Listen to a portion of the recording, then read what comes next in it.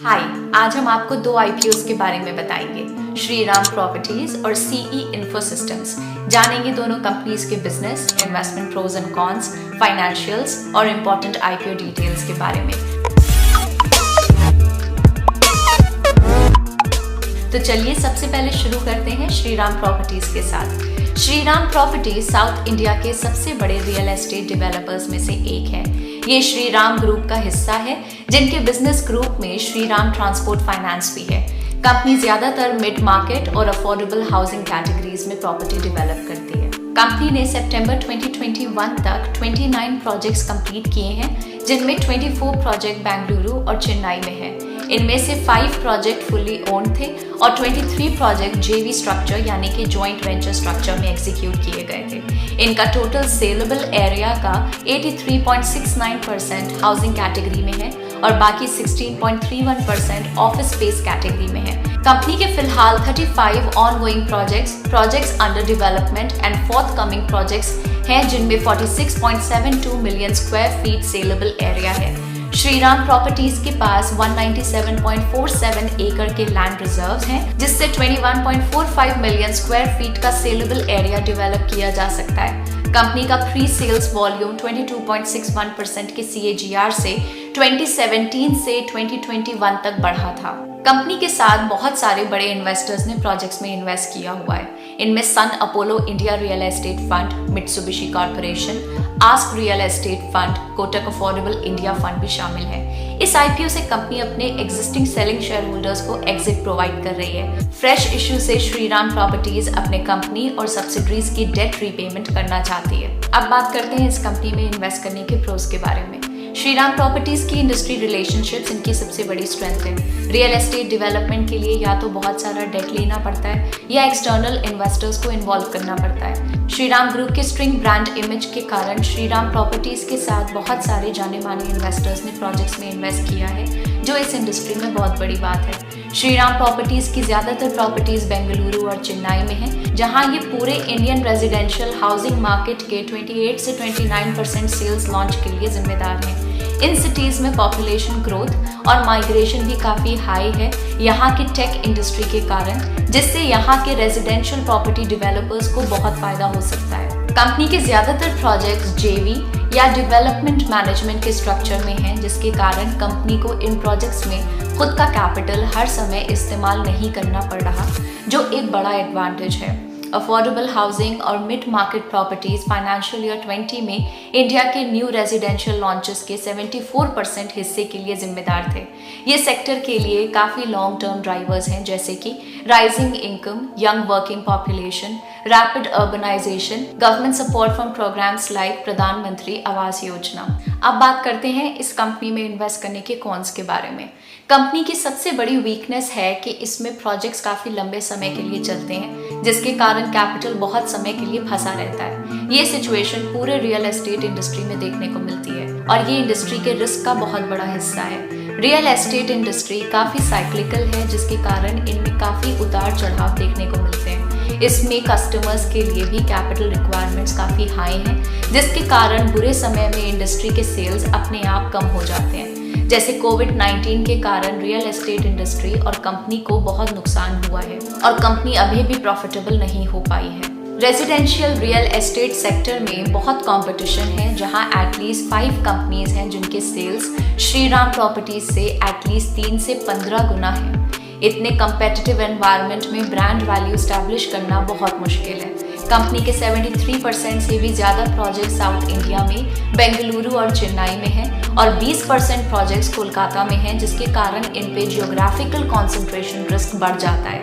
इन 3 cities में कोई भी कारण से प्रोजेक्ट डेवलपमेंट में प्रॉब्लम होते हैं तो इससे कंपनी को भारी नुकसान हो सकता है। अब बात करते हैं श्रीराम प्रॉपर्टीज के फाइनेंशियल्स के बारे में, और जैसे कि आप अपने स्क्रीन पे देख सकते हैं, ये सारे फिगर्स क्रोर्स में दिए गए हैं। हम फाइनेंशियल ईयर 20 को फाइनेंशियल ईयर 21 के साथ कंपेयर करेंगे। तो सबसे पहले नज़र डालते हैं टोटल एसेट्स के फिगर पे, और जैसे कि हम देख सकते हैं कि इस फिगर में गिरावट आई है। 3,417 करोड़ से ये कम होके 3,299 करोड़ पे रह गया है। टोटल रेवेन्यू की बात करें तो उसमें भी हमें एक गिरावट देखने को मिल रही है। 631 करोड़ से ये फिगर चेंज होके फाइनेंशियल ईयर 21 के एंड तक 501 करोड़ पे पहुंच गया। प्रॉफिट आफ्टर टैक्स की बात करें तो दोनों ही सालों में एक लॉस रिकॉर्ड हुआ है। 86 करोड़ का लॉस फाइनेंशियल ईयर 20 में और 68 करोड़ का लॉस फाइनेंशियल ईयर 21 में, और सितंबर 2021 तक की बात करें तो उसमें भी हमको 60 करोड़ का एक लॉस देखने को मिल रहा है। अब बात करते हैं इनके इंपॉर्टेंट रेशियोज के बारे में। नेट प्रॉफिट मार्जिन है -13.6% पे, ऑपरेटिंग प्रॉफिट मार्जिन है -11.11% पे, अर्निंग पर शेयर है -4.6 का, इंडस्ट्री का पीई है 58.65, debt to equity ratio 3.29, current ratio 1.2, 2 years sales CAGR -16.78% पे रिकॉर्ड हुई है। अब बात करेंगे इस IPO की डिटेल्स के बारे में। ये IPO ओपन हो रहा है 8 दिसंबर 2021 को, इसकी क्लोजिंग डेट है 10 दिसंबर 2021 और इसकी लिस्टिंग डेट है 20 दिसंबर 2021।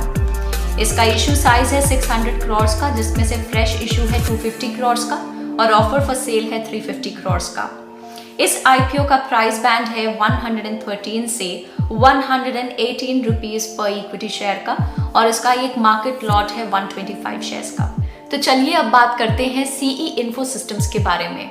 CE Info Systems एक data and technology products and platforms company है जो proprietary digital maps as a service, software as a service और platform as a service offer करती है। ये 1995 से इंडिया में डिजिटल मैपिंग स्पेस में है। CE मार्केट लीडर है इंडिया के डिजिटल मैपिंग स्पेस में। Company products, platforms, application programming interfaces यानी कि APIs एंड सॉल्यूशंस प्रोवाइड करती है डिजिटल मैपिंग, सॉफ्टवेयर और IoT स्पेस में। ये इंडिया में मैपमाई इंडिया ब्रांड के अंडर काम करती हैं और इंटरनेशनली मैपल्स ब्रांड के अंडर काम करती है। सितंबर 2021 तक कंपनी के 500 से भी ज्यादा कस्टमर्स हैं इनके मैस, SaaS और PaaS प्लेटफॉर्म्स पे। इनके पास बहुत बड़ी वैरायटी के कस्टमर्स जैसे कि PhonePe, Flipkart, Yulu, HDFC bank, Airtel, Hyundai, AMG motor और goods and services tax network यानी कि GST नेटवर्क। कंपनी ने अपने मैपिंग नेटवर्क के साथ 6.29 मिलियन किलोमीटर्स कवर किया हुआ है, जो इंडिया के रोड नेटवर्क का 98.5% है। इसके साथ साथ इनके पास 7,933 टाउन्स, 6,37,472 विलेजेस, 17.79 मिलियन प्लेसेस जैसे ATM, होटल, मॉल एटसेट्रा के लोकेशन और नेविगेशन डेटा है।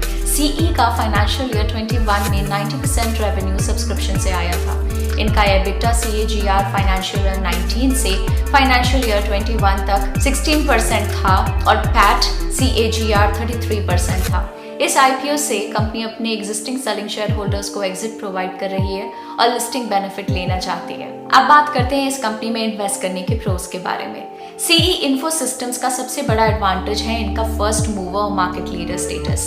ये मैपिंग स्पेस में 1995 से हैं और मार्केट लीडर होने के कारण अपने टेक एडवांटेजेस और 25 इयर्स का ग्राउंड वैलिडेटेड डेटा से इस इंडस्ट्री में हाई एंट्री बैरियर्स मेंटेन करते हैं।